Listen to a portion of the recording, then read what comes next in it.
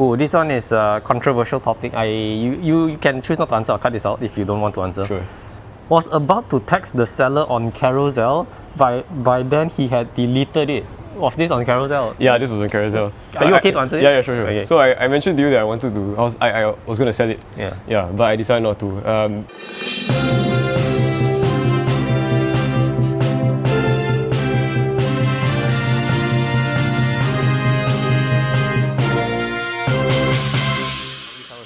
Yeah, sure. Welcome back to another video, guys. Today I'm here with Nick and a Cannondale CAAD 12 Black Ink series. An aluminium frame with, I'm assuming I didn't do my homework, it's a Dura-Ace Di2 rim brake, but yes, I'll let Nick, who is the guest today, to do all the talking because I didn't do my homework. So Nick, thanks for coming, man. Over to you, more about yourself and the bike. So I've been riding since maybe the end of 2020, so not very long. I started off with a few bikes, but this is currently what I'm riding now. So this is a Cannondale CAAD 12 Black Ink, as he mentioned. The Black Ink series is for that era of Cannondale, was the highest tier. So instead of a regular Super 6 fork, it has a high mod fork instead. So it's a bit lighter, and then the paint job is different in the Black Ink paint job. What about group sets and all the goodies that you have on? So for group set, I chose the Dura-Ace 9070. So it's an old series Di2 group set, very light, and it shapes beautifully. Group set wise, I changed the crank, of course. It used to be on a Cannondale, the Spider crank. But I swapped it out for my quad power meter from my previous bike. But isn't the Spider crank one of the best because it's extremely lightweight? Yes, extremely lightweight, but doesn't have the power meter function, and I have to fork out like quite a lot more in order to install a power meter for that. And I already had the quad on hand, from my previous bike. My monitor just died. No hold on.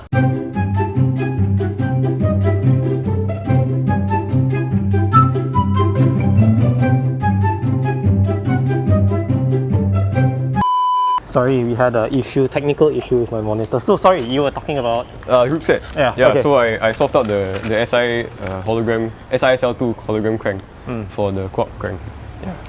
What was the reason? Because it's not an SISL2, it's an SISL. Right. So why did you swap out that, which is, it's one of the lightest cranks in the market?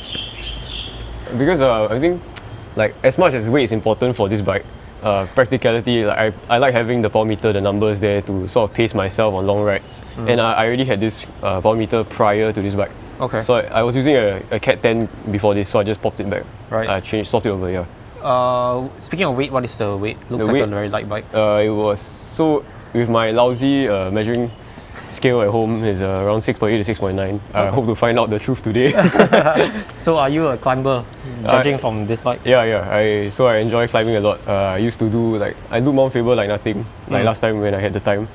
And because it was nearby my house as well. And as well, like when you live in the west, there are a lot of climbs around you.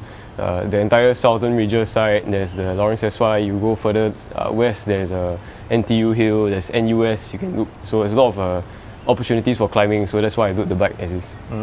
How do you find the right size bike for you? This is what's your height and what's the size? Okay, so I'm 170. This is a size 48. So Cannondale sizes run slightly big, I feel. So the top tube is 51 cm. But I decided to, so according to the size charts, I'm supposed to go for like a size 50 or 52. But I downsized because I wanted a steeper head tube angle so I can get more aggressive. And I think having a longer stem looks quite chill. Okay, so that's the reason why you got this size. Yeah. Do you go for a bike fit? I did not. Do you believe in bike fitting? Will you get one? Will you go for one? Yeah, if you can afford it, I think a bike fit is good. Because having a professional tell you, like I had struggled a lot with getting my cleat angles correct, the stem length correct. There's a lot of trial and error as someone who tinkers a lot. So I went through like a lot of knee pain, whatever, but I found what works for me. So it's a lot of trial and error. But if you can go for a bike fit, it'll save you a lot of time and pain. What about cockpit? Because this is not stock, it's an integrated cockpit on a relatively, I would say, oldish frame. Why the integrated cockpit, and which one is this? This is the one handlebar from Shopee. Oh, okay. I got it because my friend gave very good reviews of it. It's a one-piece carbon integrated cockpit, and it was relatively cheap as well. And so far, it's not giving me any problems. It's very stiff. Climbing out of the saddle, I don't feel any flex in it at all. But why an integrated cockpit? I mean, since your frame itself is already not integrated, right? The reason being, looks chill. I think at some point, the looks of our bike matter to us. Of course, don't go crazy with it when you got money. But I thought it looked good. Does the cables in front then bother you? No, I like the cables outlook. Okay. As someone who likes to tinker with my bike, having the accessibility of the cables being out, I think like we mentioned just now about integrated cockpits and integration, it's just something that I enjoy since I can like tweak around with it quite easily. Okay. Yeah. Tell me about the saddle and any other stuff that I've missed out. So I think we'll start with the saddle. It's a Astute Skylight VT in the carbon rails. I got a good deal on it, and I was using one of the other Astute models before this, so I wanted to get something that was a bit more suited to my butt. Yeah, so it fits better. So this one's a bit narrower because I'm quite small size. Moving downward, that's the Hilux seat post from eBay. It's very cheap but weight weenie seat post. Weighs about 131 grams only, I think. Around there about. It hasn't given me any problems so far. Very lightweight and I love it. I used to use a Cannondale Safe seat post prior to that, but it was a bit too pricey to warrant being on my bike. Going down, I'm using Speed Place because I enjoy not having to get dropped while trying to clip in. And yeah, so those are the chromoly ones because it's cheaper and it functions the same. And you forgot this one, right? Yeah, the OSPW. Okay, so the only reason it's there is because when I got the group set, it came with it. You saved yourself, man. Yeah, I don't believe in any benefits from it. Like that 1 to 2% could just be, like you eat a bit better or you pedal a bit harder. It's really marginal gains. Maybe for what it is, it has benefits, but like to me, it really doesn't make any difference. I think speaking to different people, obviously the OSPW, I think on paper it does make saves you 2, 3, 4 watts, right? Yeah. And I think the argument is that once you've already upgraded your bike to the max, there's nothing else to upgrade. Yeah. Obviously, then you upgrade whatever left that you can upgrade, right? Yep. To save you as much watts as you want. So I think most people that I speak to, it's mainly number one aesthetics, but that is the very, very extremely last thing that you should upgrade. Once there is nothing else that you can save watts, then definitely you get the OSPW. You should rather upgrade your BB instead of the OSPW. So what BB are you running, man? It's just the standard proprietary Cannondale BB30. Okay. Doesn't creak as badly as most people's Cannondales because I take care of it. So actually it's quite high maintenance because when like you ride in the rain or whatever, sometimes I will just dismantle the crankset. I'll clean up because I have a press fit tool at home, so I'll reinstall everything. So you're the DIY guy just like me, man. Yeah. It's fun. I enjoy it. It's my happy place. Okay, I've got a question for you because you DIY your stuff. Have you screwed up anything on your bike? Oh yeah, so many. But it's on previous bikes. I've learned enough so that I haven't screwed this one up. Yeah, same man. I've screwed all my previous bikes, and I recently when I was DIYing my Venge, the headset, I think I didn't have time to bleed it, so I sent it to my regular guy. He's a home mechanic and he's very honest. So yeah. That's on that. But actually, I want to talk about the saddle because I noticed there is zip ties here. Is this for the bracket? It's for my light mount. Okay, why is there a zip tie? Doesn't it come with some kind of rubber band or Yeah. no, it came with zip ties. Oh my god. It might be a weight weenie decision in the end, but it's just because the light was lightweight first of all, and then I mean, it doesn't look that bad. You wouldn't notice if you didn't look at it for long. Okay. So onto the frame, it's an aluminium frame. How do you find it? Personally, I can't comment too much because I haven't owned a carbon bike before this. Yeah, but I love the feeling of so the CAAD 12 or I think most aluminium bikes at this price range feel very exciting, very eager to go. So when you get on it straight away, you feel like the bike wants to run, the bike wants to go fast. So it's not a leisure bike. Yeah. As compared to I've ridden my friend's TCR Sprinter on it. It's a very stable bike. It feels like a cruiser. It feels like you can go fast as well, but it doesn't have the excitingness of it. Will you get a carbon bike then? If I had the money. So carbon bikes are still under your radar. Yeah, definitely. If I had the money, all the money in the world, man, I would get a O2 Fam. So how much is this bike? Currently, as it is about hovering on the 4K mark with depreciation and all. Yeah. Wheel sets. This is it Swiss side? No, these are. Okay, so the interesting thing about this wheel set is that they are Reynolds rims. So they are the what's it called? SLG, the swirl lip generator. So you can see there's a small lip on it. But they are branded under Industry 9. So basically what they did is they just buy the rims, they put their own spokes or better spokes on it and their own hubs. So these are i9 hubs. So the wheel model is called i9 C41. Yeah, and it's lighter than the Reynolds SLG 41, and it's priced cheaper also because people don't know it's a Reynolds SLG. How deep are these wheels? These are 41. 41? Yeah. I mean, it looks perfect for you just for climbs, right? Right.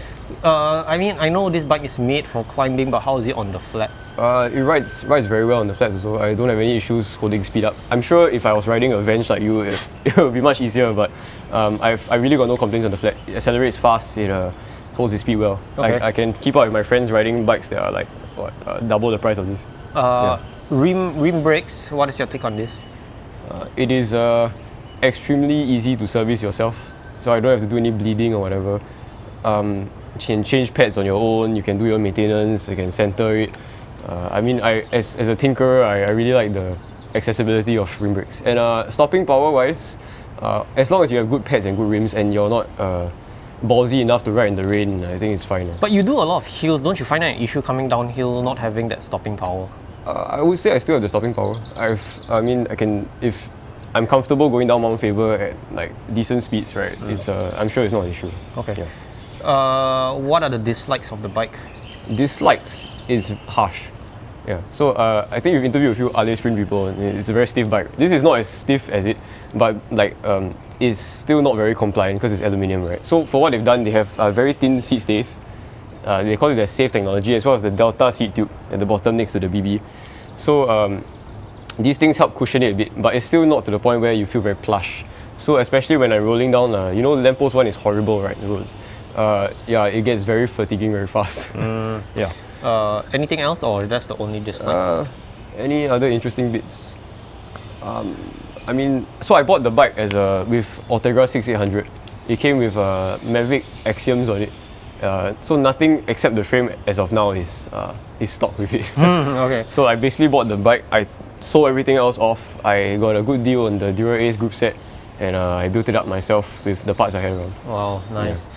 Yeah. Any other issues besides the well-known creaking BB30, which you didn't have? Are there any other problems with the frame? Any other problems? Not that I can mention. I find it's really a joy to ride. Yeah. We forgot one thing about stiffness. People like to talk about stiffness between alu and carbon. Yeah. Like you say, if you've never really ridden long enough on a carbon, but how do you find the stiffness? I always find the topic of stiffness very subjective. Unless you've tried 100 bikes, then you can be able to comment on that, right? Yep. So stiffness wise, I'll give it my personal take. I've ridden a steel bike. I've ridden my friend's TCR, but not for very long. I've ridden before this was a Cat 10, and I had a Focus Izelco aluminium as well. So they're all alu bikes. This is the stiffest out of all of them. I had a friend who went from a Giant Advance SL0 to a Cat 12, and he said the Cat 12 was quite stiff in his opinion. So when you don't really have issues accelerating or climbing, you can say the bike is pretty stiff. What it is. So I can't really compare to other carbon bikes because I haven't really ridden it, but I have no issues with it. The front end is quite stiff for sure because it's carbon, of course. Bottom bracket wise, no issues there as well. In terms of aluminium frames, what are the other top end frames out there? So I'm assuming Cat 12 is one of them. Are they Sprint? Are they Sprint? What about other brands or other models? Cannondale has their newest Cat 13, but it feels too much like a all-rounder bike to me. Not really a race thoroughbred. Like the top tube is a bit slanted. They have drop seat stays, so it doesn't look like a Cat series to me anymore. That's just a personal thing. Yeah. Other ones that are around that. Like the same range, besides the Ale Sprint, Cat 12, Cat 13, I think another good one would be your... Suddenly forgot. Aluminium frame. Oh, that's about it. Yeah, I think nothing else comes to mind. Like when you think about aluminium, right, it's really either the Cannondale or the Specialized that like people really talk about. Right. Yeah. Okay. Anything else before I go on to IG? You want to that I missed? Anything else? Nothing much. Yeah. Okay.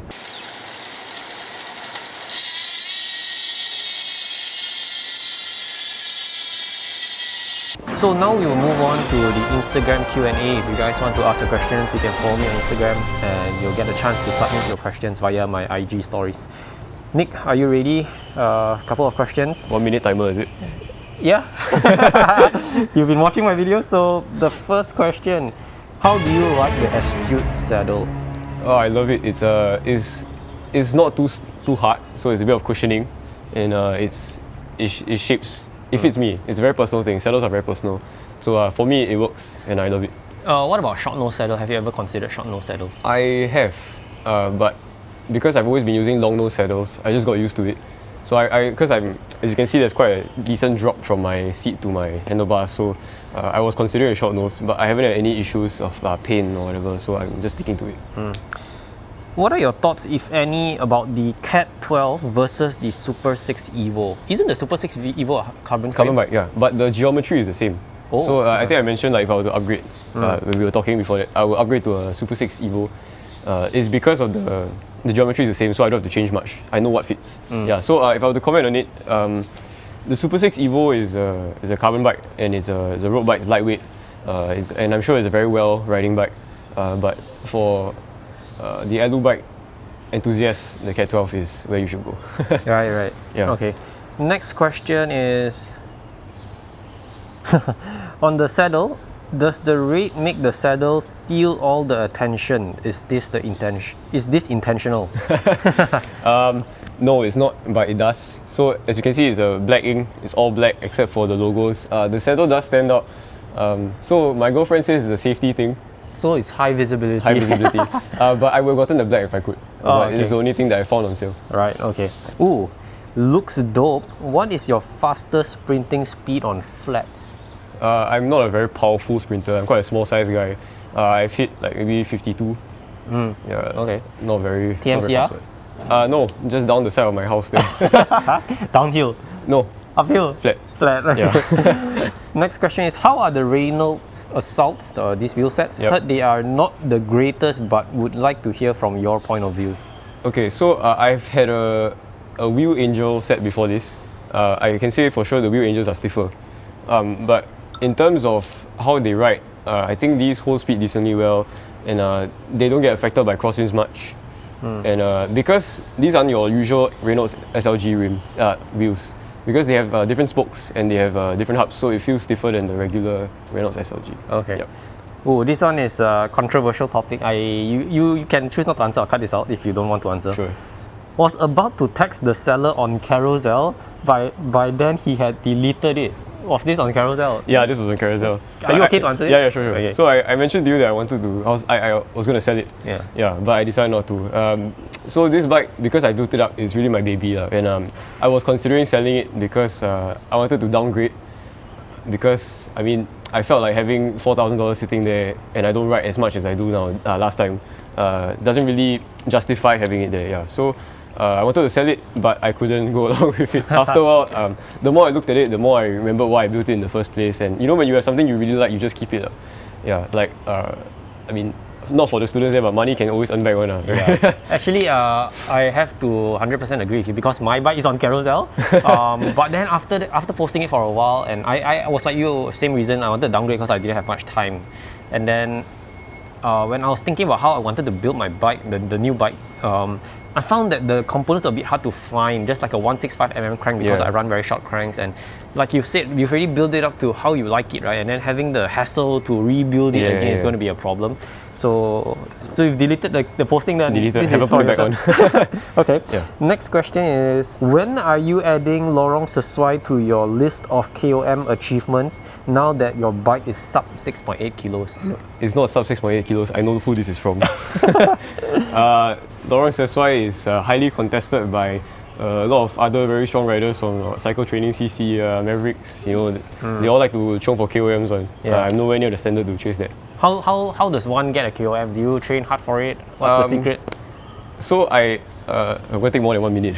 Go ahead. Yeah, so I have one KOM, and it's the How Steep Is Your Love at NUS. Oh. Yeah. So the only reason I got that, I believe, and honestly believe, is that no one else faster than me tried it out. Okay. And there are lots of faster people out there, yeah. Because it's not part of the NUS loop. Okay. So it's not a contested one. Yeah. So how does one train for a KOM? I honestly didn't really train. My sister had COVID for a while, so I sat at home with a trainer, and I did HIIT workouts for 2 weeks straight. When I came out, I felt much faster, and then I was on the ride with friends. I sprinted up the hill. I found that I was 1 second off the KOM. So I came back another day and did it, and managed to get there. So it wasn't a lot of training. You just ride until you're happy. Yeah. Do you recommend people to get a trainer at home? Will it improve their performance on the road? Actually, I would definitely recommend getting trainer. So I rented a trainer. I don't actually own a trainer. So because I wasn't planning on using it long term. Yeah, but if I had the funds, I would definitely have a trainer at home. Because for what it can offer you, structured workouts is wet weather. You can ride in wet weather with Zwift, right? And then you don't have to when it rains, you don't have to stop riding. You can still carry on with your routine. It helps keep things in motion. And Zwift offers a lot of very nice training regimen programs. So I just picked one of the HIIT ones, FTP booster, and then I just trained as hard as I could. So I enjoyed it, but it's not a very enjoyable experience. Right. If you don't have the fans and everything at home, right, it's torturous. That's why I don't have one, because I think it gets a bit boring. Yeah. You're just being stationary there. Definitely. Right? You don't feel the bike move, and then Yeah. no fun to it. Any plans to change the brakes to Cane Creek's EE brakes? It's expensive, but it looks super nice. It does. Yeah. I know there was one guy who had it on your channel, right? Yeah. I think the Sengkang bike shop guy. Yeah. If I had the money, I would change, definitely. I think it retails for about $1,000, right? It does. You can find it used for about nowadays 600 to 800. Yeah, but it's still very expensive for brakes. If I had the money, I would change it, definitely. But if I had the money, I'll go for the semi-low 0Gs, which are even lighter. Okay. Yeah. But I mean, the Dura Ace brakes are light enough for now. Right. We've covered all the questions. Any last words from you, or Last words. famous last words? Famous last words. 165 cranks are awesome. You're running on 165? Yeah, using 165s. It looks very long. It doesn't look. It's because maybe it's the chainring. I don't know. Yeah. It's a 5236. Okay, so 165, right? You climb a lot. Are you a spinner? Because usually people get shorter cranks. It gives them a very high cadence. Or are you normally off the saddle when you climb up? I'm normally off the saddle. But I find that the leverage issue, because when you're shorter cranks, physics tells you have lesser it's torque the word. I'm not a physics student, but I found I have a problem. But I do spin a lot when I'm riding on flats, or even going up small hills or whatever. I do spin quite fast. So my cadence is usually upwards of 90. Yeah. Most bikes by default either come with a 170 or 172.5mm cranks, and I find that extremely long for Asian people. It is. So when I had 170 or 172.5, I find, like what you said, the leverage is better when you're off saddle, because it's a longer crank, like you said, physics, right? But once I'm using the 165, I mean, obviously cadence goes up, but when I'm off saddle, it finds a bit, like you said, the torque is not there. You have to put a bit more effort to sprint. Then why don't you just get 172.5 or 170 since you're off the saddle? So it's about the hip angle thing. So one of the benefits of having shorter cranks is that you can get even lower without constricting your chest up when your knees are high up. Yeah. So 165 shortens the distance that your knees come up to. So I can get really low without feeling like I'm going to choke. So that's one of the reasons. And I've tried 172.5s last time. I used the 105 5800 172.5 cranks. Wow, those were painful to use. I used for a week and then I sold it off. I bought 170s. Okay. Yeah. Anything else, or that's okay? Anything that you want to talk about? Any other interesting points? Tire choice, not really. This is every Singaporean man's standard. Clincher or? Clincher.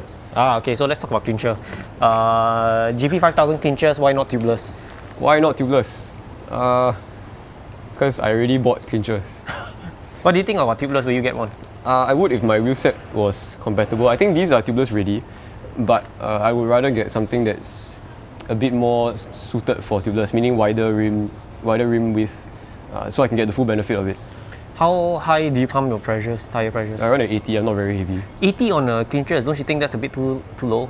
No, I haven't had issues with it. It's plush, it's comfortable. I'm running latex tubes inside as well. Okay. So it's comfortable, and because I'm not very light. So actually I used to run 75s, but I found they were a bit too sluggish. So I pumped up to 80 and I haven't had any issues. Okay.